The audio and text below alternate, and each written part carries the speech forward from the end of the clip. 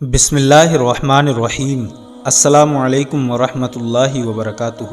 پیارے دوستو، کیا میں آپ کو ایسی نفل نماز کا طریقہ نہ بتاؤں جس سے دنیا کا ہر مقصد، ہر کام اور ہر مراد پوری ہو جائے؟ جو لوگ سرکار غوث اعظم کے دیوانے ہیں اور سرکار غوث پاک سے محبت کرتے ہیں، ان کے لیے یہ ویڈیو ایک تحفہ ہے۔ آپ کو اس ویڈیو کے اندر اس نفل نماز کا حوالہ بھی دیا جائے گا تاکہ آپ لوگوں کو اطمینان ہو جائے اور آپ لوگوں کے دل سے شک دور ہو جائے اور آپ کو یہ بھی پتہ چل جائے کہ یہ نماز کہاں سے ثابت ہے۔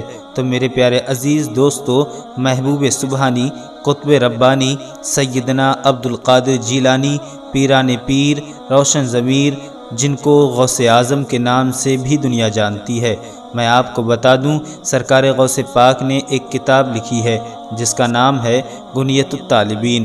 اب اس کتاب میں سرکار غوث پاک نے ایک نماز تحریر فرمائی ہے۔ یہ نماز حاجت کے نام سے مشہور ہے۔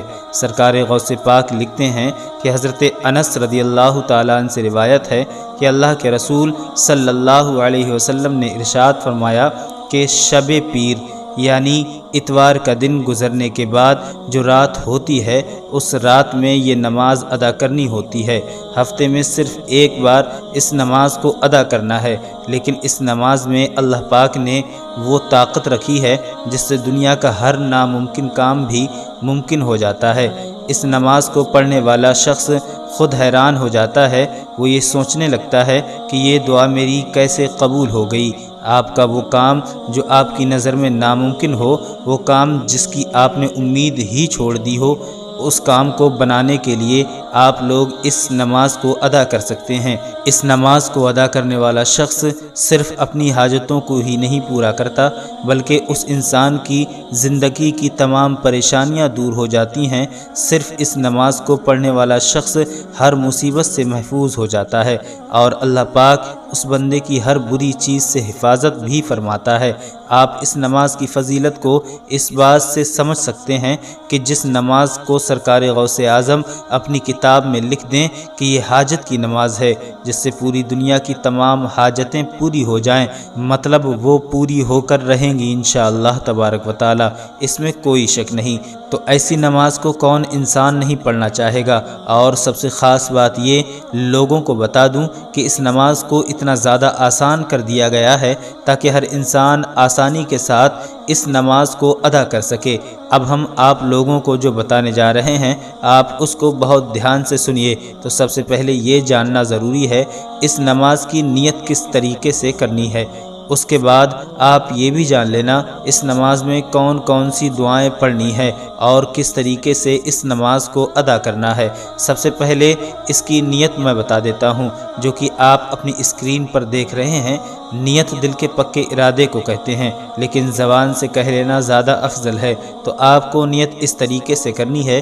نیت کرنے سے پہلے اس کا وقت سمجھنا بہت ضروری ہے۔ اس نماز کا وقت پیر کی رات ہے۔ اب یہاں پر کنفیوژن بالکل نہیں ہونی چاہیے۔ اتوار کے دن مغرب کی اذان سے پیر کی رات لگ جاتی ہے، تو آپ اس نماز کو عشاء کی نماز کے بعد سے لے کر فجر کی اذان تک اس بیچ میں کسی بھی وقت ادا کر سکتے ہیں۔ اب وہ آپ کی مرضی ہے، پوری رات میں جب چاہیں تب آپ اس نماز کو ادا کر لیں، لیکن اگر اس نماز کو تہجد کی نماز کے بعد ادا کیا جائے تو زیادہ بہتر ہے۔ لیکن اگر آپ تہجد کی نماز کے وقت نہیں اٹھ سکتے تو رات میں کسی بھی وقت اس نماز کو ادا کیا جا سکتا ہے۔ اب آپ لوگ نیت پر تھوڑا سا دھیان دیں۔ نیت آپ کو اس طریقے سے کرنی ہے۔ نیت کی میں نے 4 رکعت نفل صلاۃ الحاجت کی، واسطے اللہ تعالیٰ کے منہ میرا کعبہ شریف کی طرف اللہ اکبر کہہ کر آپ لوگ نیت باندھ لیجئے۔ پہلی رکعت میں آپ کو ایک بار سورہ فاتحہ یعنی الحمد شریف پڑھنا ہے، اس کے بعد 10 بار سورہ اخلاص یعنی قل هو اللہ شریف پڑھنا ہے۔ پھر آپ کو رکوع اور سجدہ کرنا ہے اور دوسری رکعت کے لیے کھڑے ہو جانا ہے۔ دوسری رکعت میں آپ کو ایک مرتبہ سورہ فاتحہ یعنی الحمد شریف پڑھنا ہے اور پھر اس کے بعد 20 مرتبہ سورہ اخلاص یعنی قل هو اللہ شریف پڑھنا ہے۔ پھر آپ کو رکوع میں جانا ہے، سجدے میں جانا ہے اور قاعدے میں بیٹھ کر ایک مرتبہ التحیات کو پڑھنا ہے اور پھر تیسری رکعت کے لیے کھڑے ہو جانا ہے۔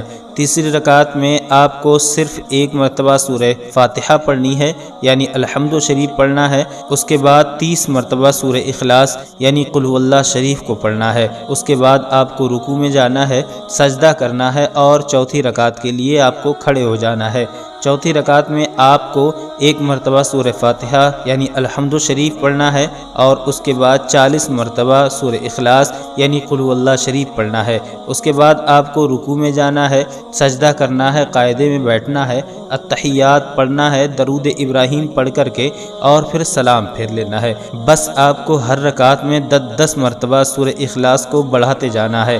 باقی آپ کو نارمل نماز کے ہی طرح 4 رکعت نفل نماز کو ادا کرنا ہے، اور جب آپ صلاۃ الحاجت کی یہ 4 رکعت نماز ادا کر لیں اس کے بعد 75 مرتبہ آپ کو استغفار کرنا ہے۔ کیا پڑھنا ہے وہ آپ دھیان سے سن لیجئے اور اپنی اسکرین پر دیکھ بھی لیجئے۔ استغفر اللہ ربی من کل ذنب و اتوب الیہ۔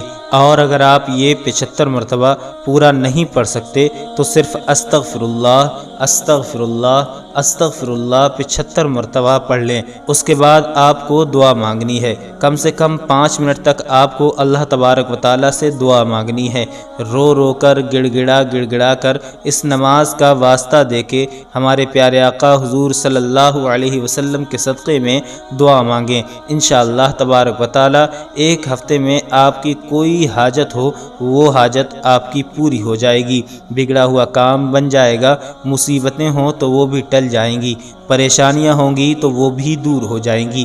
اسی طریقے سے جس دن جس رات کو آپ نے اس نماز کو ادا کیا ہے پھر آپ اگلے ہفتے میں اسی دن اسی رات کو اس نماز کو ادا کریں، اس کے بعد پھر اگلے ہفتے میں اسی دن اس نماز کو ادا کریں، اور جیسا طریقہ آپ کو بتایا گیا ہے 3 ہفتے لگاتار پیر کی رات میں آپ کو اس نماز کو ادا کر لینا ہے۔ ویسے لکھا تو یہ ہے کہ ایک بار میں بندے کی بڑی سے بڑی حاجت پوری ہو جاتی ہے، لیکن اس کو 3 ہفتے مکمل کرنا ضروری ہے۔ اگر آپ کا کام بن جائے پھر بھی آپ اس نماز کو 3 ہفتے مکمل کر لیں، انشاءاللہ تبارک و تعالی آپ کے ناممکن کام بھی ممکن ہو جائیں گے۔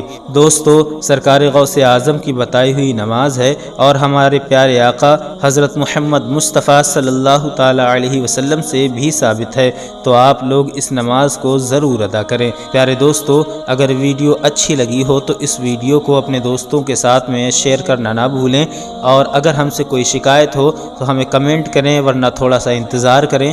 ملتے ہیں اگلی ایک اور نئی ویڈیو میں، تب تک کے لیے اللہ حافظ۔ السلام علیکم ورحمۃ اللہ وبرکاتہ۔